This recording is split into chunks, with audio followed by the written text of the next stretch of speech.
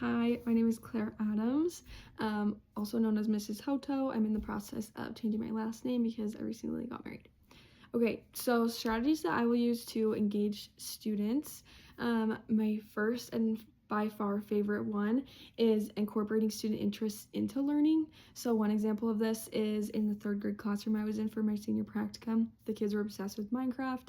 So what I did was printed out little Minecraft blocks and cut them out, and we built an array using the Minecraft blocks to learn multiplication. And it was super fun. They were super interested and a lot more engaged just because it was something that they were interested in.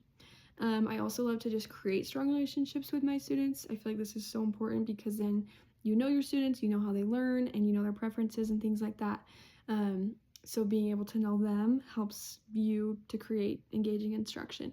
And then also just having clear learning targets and just being upfront about what students are learning and why they're learning that. How students will benefit from having me as their educator. First of all, I'm just so passionate about learning and about teaching, and I feel like my students can feel that excitement of that I have for learning and teaching.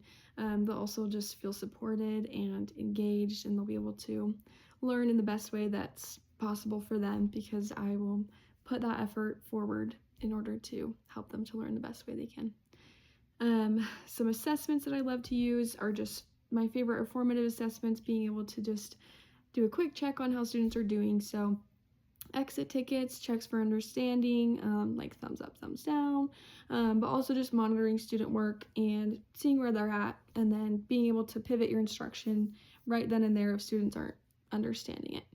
An example of that was again in the third grade classroom. Students filled out an exit ticket for math, and we were able to split students into groups based on skill level so that they could be where they needed to be, and I was able to teach some of those RTI groups just to see students' skill levels, and that was awesome, all to assessment, which helped us to place students where they needed to be. And then how my lesson plans will meet diverse needs of students. I think the biggest thing is knowing your students. That's the huge thing for me, is just knowing what they need, knowing what their learning needs are, knowing how they like to learn, their learning preferences, and then just meeting them where they're at, coming down to their level and building up from there.